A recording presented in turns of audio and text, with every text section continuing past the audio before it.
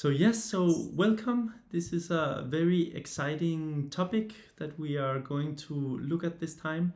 So Sarah and I, we work a lot with teaching how to optimize dialogue in organizations.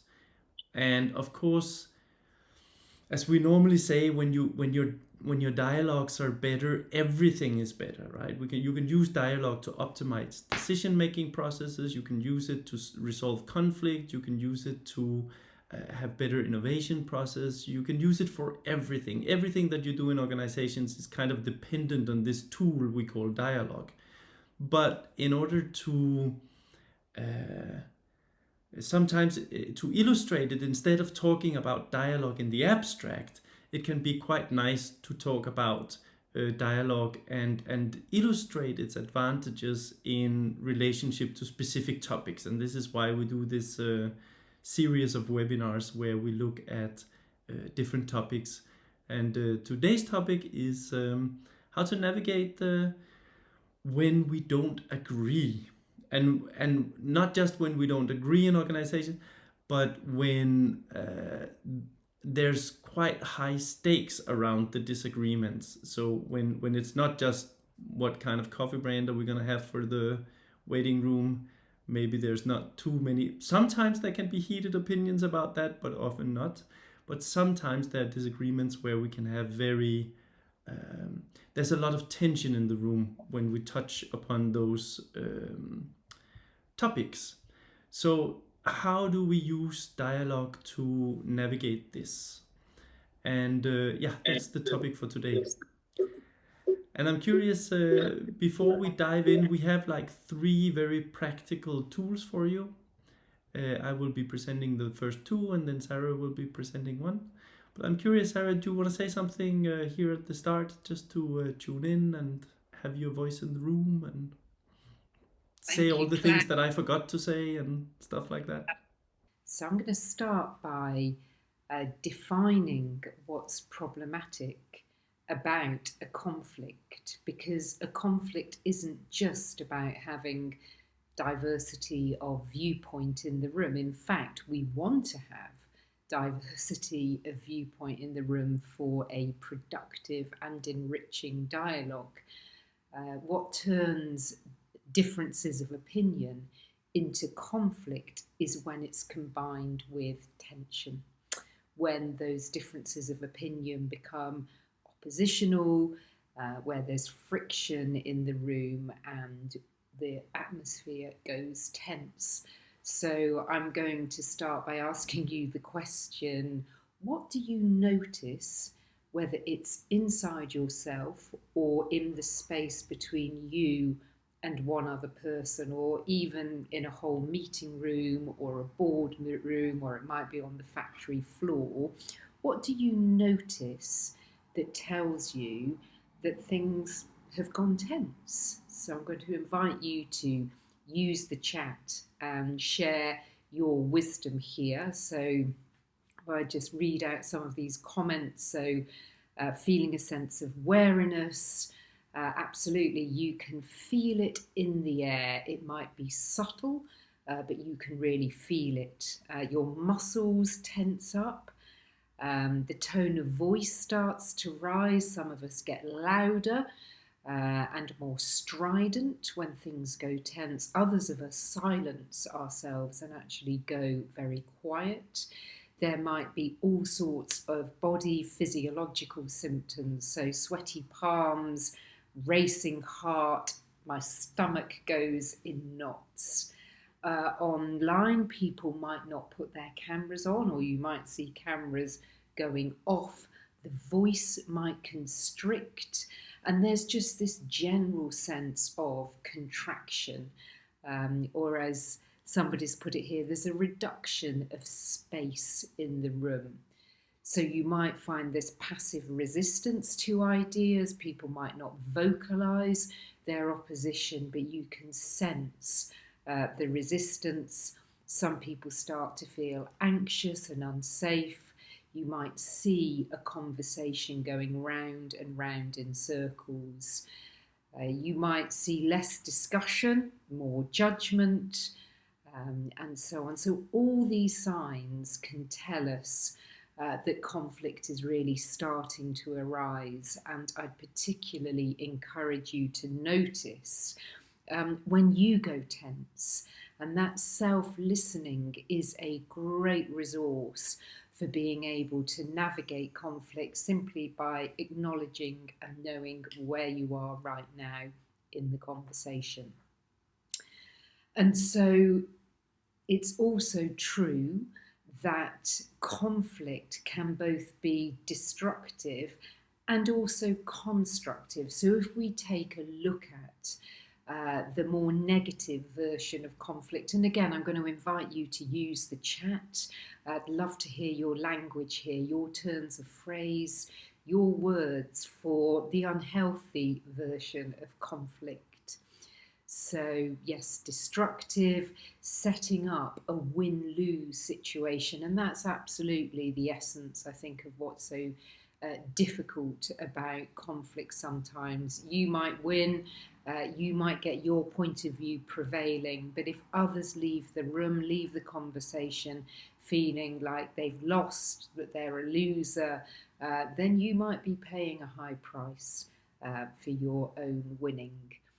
There might be a lack of acknowledgement of other people's perspectives, so some others might leave the room feeling unheard, not listened to, not valued, and so on. Of course, those feelings could really impact team morale, for example.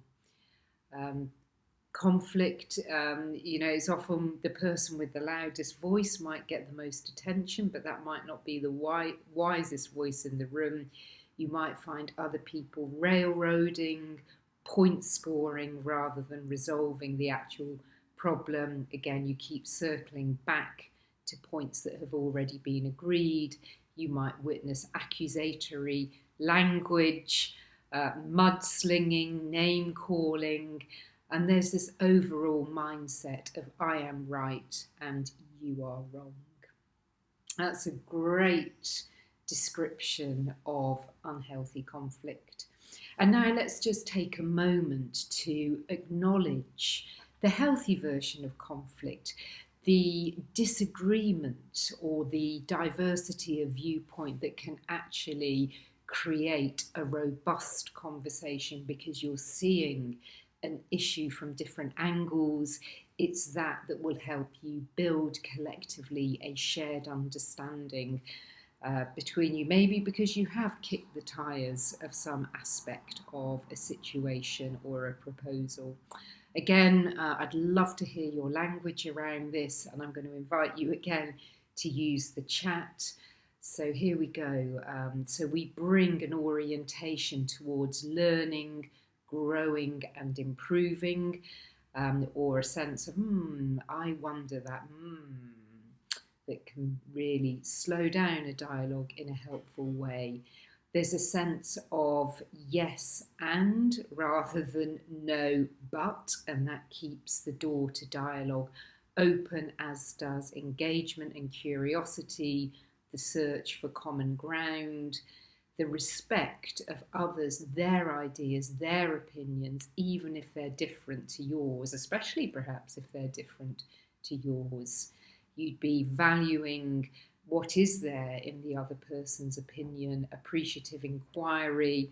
You might hear people say things like, tell me more, let me check my understanding.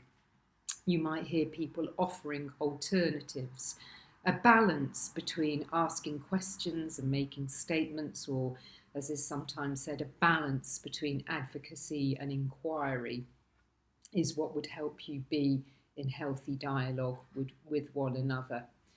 And you might also be extending your awareness to consider the likely outcomes or impact on others. You might hear people say things like, I hear we have different opinions, can we explore that more? And where you might get to with that curiosity, that openness are some emerging new ideas, fresh solutions that you hadn't seen before. And through a process of dialogue, there can also be a shared sense of ownership people are bought into those ideas because they helped to contribute to them.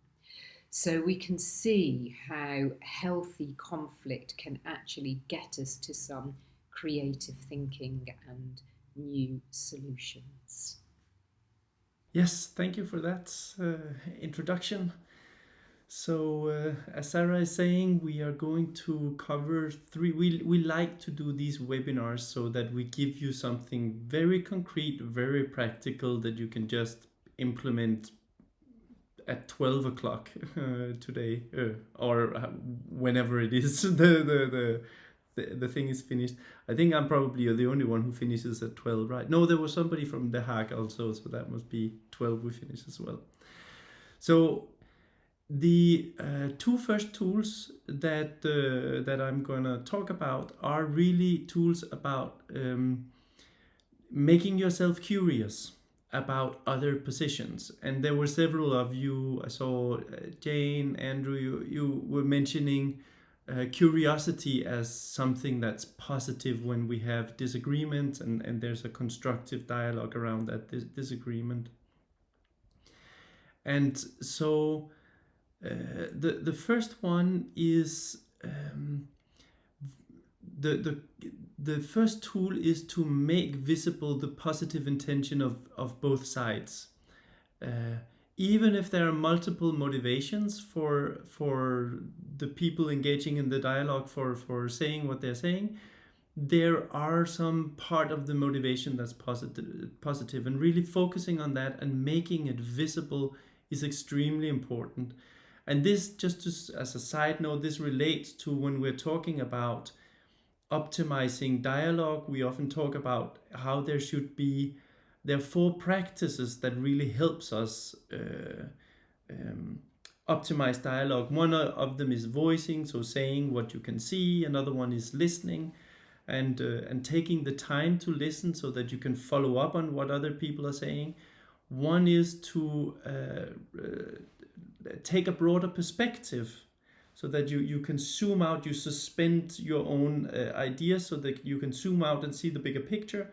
And then the last one, which really relates very much to how to navigate conflict, is to oppose what other people, oppose people with whom you don't agree, but in a respectful manner. And so this practice of respecting, we all know the word respect, so we all have ideas about what it means, but in this work it means something very particular. So in order to get curious about somebody else's, why would they say something that you disagree with, it's very good to be very respectful. And respecting is composed of two assumptions, you can say. The first assumption is that in order to be respectful for others, it's very good to assume that what they are saying or the points they put across, there's something valuable in them, even if the way that it is currently formulated makes it a little bit difficult to see the point or see what's valuable in what they're saying. And this is many times when I work with managers, and people won't make that assumption. Many times I work with managers, and when I ask managers, why do you think somebody else in the organization say something that you disagree with? The off-the-shelf explanations that I get is, it's because the other person is selfish. They would of course say that because it benefits themselves, but it won't benefit the organization, but they don't care. So that's a standard explanation. Anybody can relate to that? Or yeah.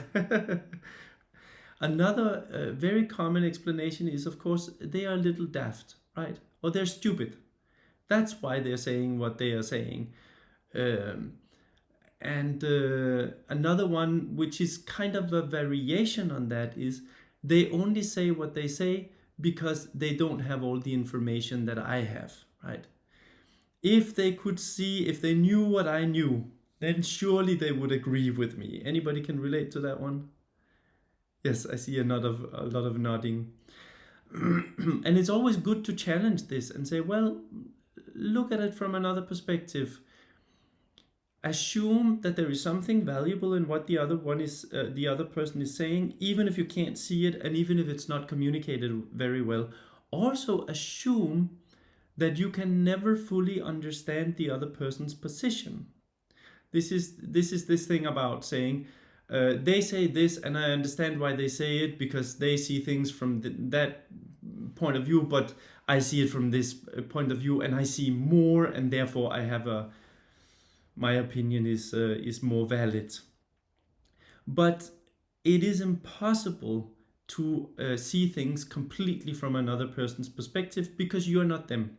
You can't possibly have all the life experiences and all the knowledge and all the neural connections that another human being have, and therefore you can't fully see things from their perspective. These two assumptions together are very powerful because if you assume that there is something valuable in there, even if you don't know what it is, and you assume you can't understand their perspective fully, then you have to ask questions, right? That's the only way you can figure out what they are onto. It's by asking questions, getting curious about their position, and so on. And one story that I often tell to illustrate this is once I was out working with an organization, and the purpose of this organization was they went out into elementary schools and then they had conversations with teachers and students and parents about alcohol consumption, and sort of laying down some ground rules that everybody could follow. Because if you want to enforce certain rules for your children around alcohol consumption, it's much easier if everybody else in their class follow the same rules in it, because otherwise if you're the only one following these rules, right, you get too much pushback from your teenagers or whenever it is. And they say the research is clear. The more you can delay the start of alcohol consumption, the better. There's a whole host of problems that you avoid if you can do that. So of course that was part of their agenda, to go out, present this research, establish some ground rules in elementary schools which took into account the research and made sure that children don't start too early. And then they said, when we are out, there's always somebody who says something along the lines of, I started drinking when I was 6, it has never done me any harm. And also look at Jack, his parents are the most strict one, and he's the one that drinks the most. And by the way, I don't believe in the research, right? They said there's always somebody who says that. And they were despairing. How do you even begin a conversation like that? And if you think about your own company, can you recognize? Are there somebody who's kind of like the same type? Can you recognize somebody where you say, yeah, I know who that would be in my organization or in my work? Yeah, I see some people nodding. So somebody who dismisses the numbers, the data, and have their own opinions, and their own opinions seem to be very much at odds with reality. So, of course, the person wasn't in the room. I was just talking to the people who worked in the organization. But still, we started reflecting, and I invited them to say, well, if just from what you're telling me that they're saying, might we reflect on what are they onto? What is it, the value behind their message that they might not be communicating really well? And can we give that position a stronger expression, maybe even stronger than they can do? And this is also a very interesting thing to do. Can I give my opponent's viewpoint a stronger, more solid expression than my opponent can do? Can you see that gets you in the mindset of searching for the value, something that you can really get behind? And I think for me, the sentence that stood out was the sentence about there always being some kid in the class who has really strict parents, and that would be the kid that drink the most. Because to me that's I get the sense that actually they're onto something here, and that is, if you put very strict rules for your kids, you might end up rupturing the relationship in such a way that you have no influence over your kids anymore. Can anybody relate to that? Right, there's a little bit, you have to preserve some sort of relationship in order to have a mandate for influencing them, and that's a really valid point. So when you take that into account, then you say, well, actually, we shouldn't just be talking about what are the rules we should impose. We should also be talking about how do we impose those rules in such a way that we preserve the relationship. And I think this is extremely valid for managers in most organizations, right? You have to go and tell your employees you can't have holiday that week because it's a really busy week, and but you still have to preserve the relationship. You have to tell them, well, there's not going to be a pay rise this year, and you still have to preserve the relationship. Once I worked in a big multinational corporation where they worked a lot with offshore teams, and then they had a central unit which analyzed all the data, and then went back to the offshore teams and told them what projects do you need to shut down, and what projects can you, basically which projects will there be return on investment on, and which won't there be a return on investment on.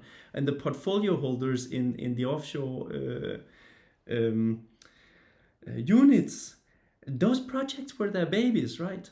So again, how do you tell people to shut down their pet projects and still preserve a good working relationship? So this is you can see, it went from being a little bit of a bonkers semi-conspiracy theorist kind of point of view to being something that's really a valid contribution to the conversation. And the tool for that is assuming people are not saying something just because they're dumb or selfish. They might also be that, but they are also motivated by they're onto something. There's some valuable contribution to the conversation. So this is the first tool. Make sense? The first tool. That is respecting and assuming that there's something valuable, and trying to give your opponent's point of view a stronger expression than they do, which is something that we tend not to. When we have a discussion, we try to give our own point of view a strong expression, but it's very interesting to try and give your opponent's view a stronger expression. It also has the side effect, if you manage to give your interlocutor or opponent's point of view a stronger expression, it really opens their ears, right? If you are saying something and then somebody says it back to you, and you go like, "What? That's actually a better argument for my point of view than anything I could come up with. Now I want to talk to you because you really hear me."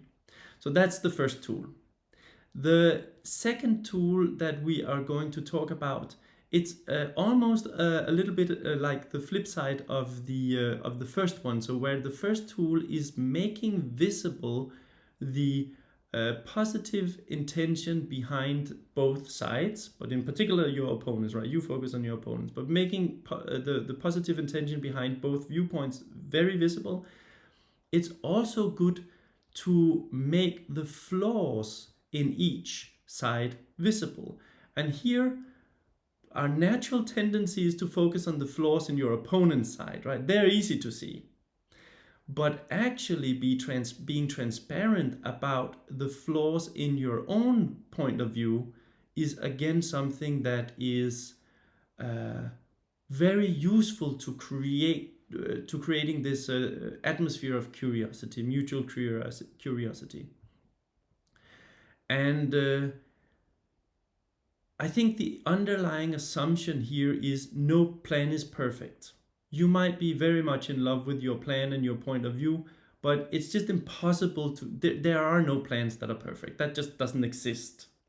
And so any plan has downsides, any plans has flaws. And I think I work a lot in academia, and one of the things that you do when you work in academia is, of course, you try to publish papers with your research. And one of the things that you have to do is to criticize your own work. So it's a natural part of academia just to look at your own work and say, yeah, these are all the reasons why my conclusions might not hold up. And this is so important to be able to do that. And in academia, if you don't do it, the people who are giving critique, the anonymous people who are giving critique on your paper, they're definitely gonna see your flaws, right? You never get a review back that says, oh, this paper was just fantastic, I have nothing to point out, right? It would hurt an academic's pride not to be able to point to something and say, no, sample size, whatever. I see some people laughing. You can recognize this, right? I work a lot as a reviewer myself. I think I don't even use the option minor revisions, right? The first draft is always major revisions. So yeah. Now, I think one story that illustrates this point very well for me is once I worked with a manager who was working in a public sector organization in Denmark. And she was talking about she had an ongoing disagreement with another manager in the organization. And it was really something that made them clash on a daily basis. Her position was, as employees in a public sector organization, we have seen what politicians in different administrations have been doing. We are the experts. It is our responsibility to push back if the politicians want to implement something that we from our expert role can see this is not going to work, or this is going to have bad consequences, right? You might be very excited about, making your mark and doing something different than the previous administration, but we as experts can see it's just a bad idea, and we should push back on that. Her colleague, on the other hand, said, no, our job is just to implement what comes down from the politicians. That's our job. That's what we're hired for, and that's what we should do, right? We're not here to make decisions. The politicians make the decisions, we just implement. And she was furious about it, right? But the part of the work that we did, which really opened that relationship and brought her to a place where they could have a working relationship, was exactly to say, what are the flaws in both sides? Of course, she can see the flaw in her colleague's side very well. She said, if we don't push back, then nobody's going to push back. And sometimes politicians just go off the rails and do something really, really dumb. And if you want to go to an extreme scenario, you can think Nazi Germany, right? Would be good to push a little back on what the politicians were trying to implement here. So it's almost like a civic duty. That's easy to see. What's the flaw in her position? Well, I think this one of the strongest way of elucidating the flaw in her own position is to say, well, of course it's good to push back, but you also have to remember that you are not you haven't been elected, right? You've been hired, you haven't been elected. So in a sense, if people working in public sector organization take over the decision-making process, that's a problem for democracy. You haven't been out there, you haven't been given the mandate to make these decisions. The politicians have been given the mandate and the authority to give these decisions. And I think when she saw that, she was like, okay, now she understands that her colleague is not just crazy, there is something to the point. So I think these two are two very important tools for getting yourself curious enough to have a very productive dialogue with people that you disagree with in organizations. The first one is assume that there is something positive in what your opponent is saying and make that visible. So give your opponent's point of view a really strong expression. Assume that there's a positive motivation behind what they are saying. And the second one is, no matter how great your own point of view is, how solid it is, all the benefits, it has flaws. And making those flaws visible and also voicing them so that your opponent can hear you're aware of them is a super important tool for creating the dialogue.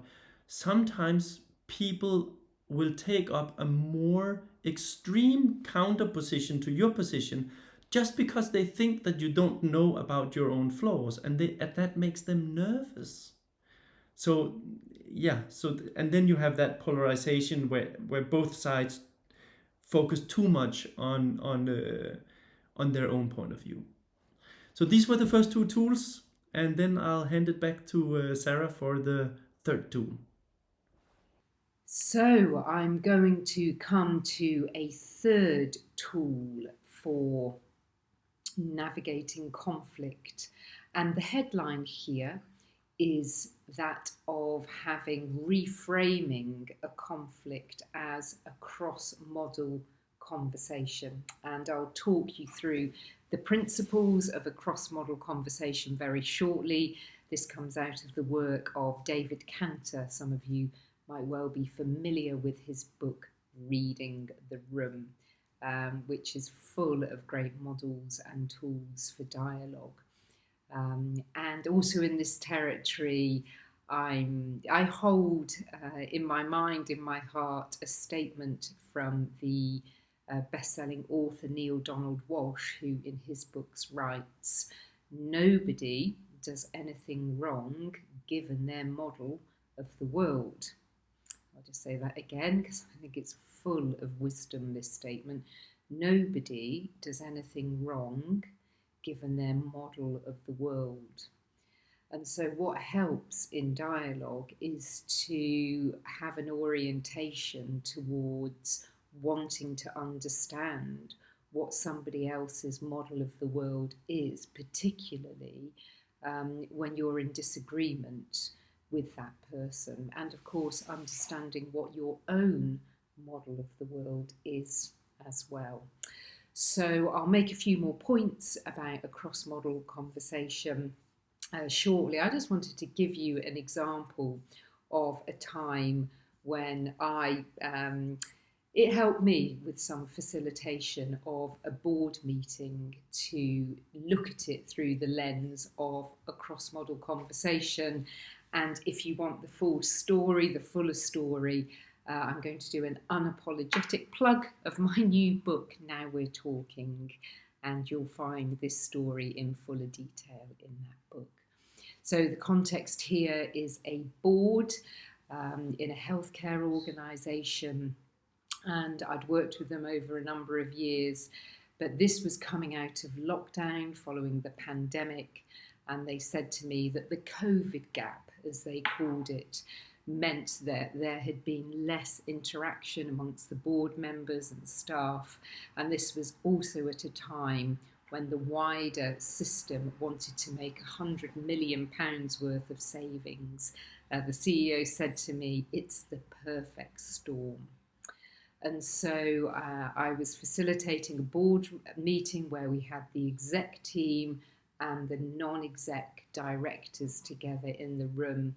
And I'd spoken with all of them beforehand. I'd asked them what would be a great outcome for the meeting. And there were various comments along the lines of, well, we need to build more trust so we can align around a strategic direction for the organisation. We need to be challenging one another more effectively without falling out. We could all get lost in the weeds, so help us lift our eyes out of the weeds, and we want to stand as one team rather than as two teams who could sometimes be in opposition to one another. Well, there was a tense moment in the meeting, and it was fairly early on when I played back to the board an anonymised version of the great outcomes, which is what I'd said I'd do. And one of them stated about the desire for more trust in the team. And some in the room interpreted that as meaning that there was a lack of trust, which they hadn't felt, at least not until that moment. And so you could sense the atmosphere in the room go tense, the temperature going up, my heart started racing. And it was also a moment for us to slow down. These jolts that can happen like this in a meeting, where we might feel pulled up short, or we might feel taken aback by something that somebody says, is actually a real opportunity to dig in and work out what's really going on here. So that's what we did. I had already set a ground rule with the board of welcome uncomfortable moments. It might be a bit of an unusual ground rule to set, but in my experience, when you do that, if one of these moments arises, you've then got permission to just slow things down and ask some questions, use the power of the pause to explore what's really going on here. And so we heard from different people in the room about their perceptions of the level of trust in the board, and we spent some time listening to that and exploring that. And later on in the session, what emerged were a couple of different models, you could say, of what it was to be an effective non-exec director. So the non-execs would say things like, well, we need all the information you've got in order to provide constructive challenge. Whereas the executives were saying, well, we don't want you to get lost in the weeds. We want you, an effective non-exec, provides challenge at the right level.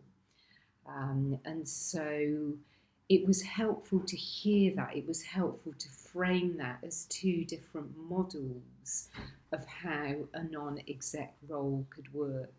So it wasn't that the exec team was being secretive in terms of not sharing a report.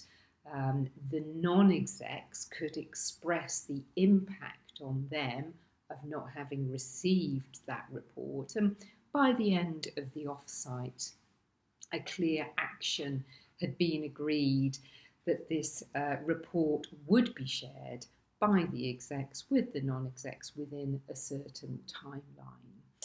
And that agreement, that agreed action, arose out of being able to turn down the heat, slow down, and have that cross-model conversation about being an effective non-exec. And so just to make a few general points then about a cross-model conversation, it's really a reframe of when things get conflictual.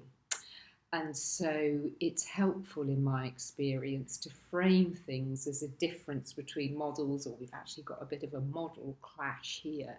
It makes it much less personal. We're not dealing with a personality clash, but a model clash.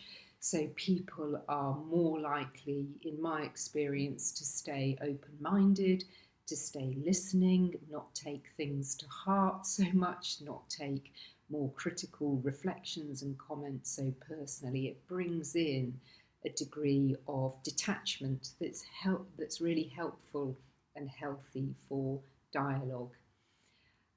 With some groups I've worked with, not with that particular board in that moment, because all of that unfolded spontaneously, but with other groups I've encouraged people to think through what their model is, for example, of how to build a strategy or how to build trust in a team. And then people can come into the room And I've actually, in some cases, encouraged people to begin their sentences by saying, in my model. Or if that sounds too formal, you might begin by saying, in my way of thinking. And so you lay out your model in such a way that other people can ask you questions and inquire into it without fear that you're going to be very tightly identified with your way of thinking and more at risk of being reactive around it. And the final point I want to say about cross-model conversations is how we perceive the other people or the other person who's involved. So if we frame it as a cross-model conversation, we're less likely to see them as an opponent or somebody that we need to win over or even beat down. But we see that person as somebody who brings helpful constraint, to borrow a word from David Cantor, because no model is perfect. No way of seeing the world is complete in and of itself. So if we see the other person as somebody who could actually deepen our thinking, help round out our thinking, help us to become aware of blind spots or cultural assumptions or other assumptions that we've made, and that helps us arrive at better ideas, then again that orientation towards the other person, not as opponent but more as critical thinking partner with whom I'm going to talk through this model clash, can really help to keep the door to dialogue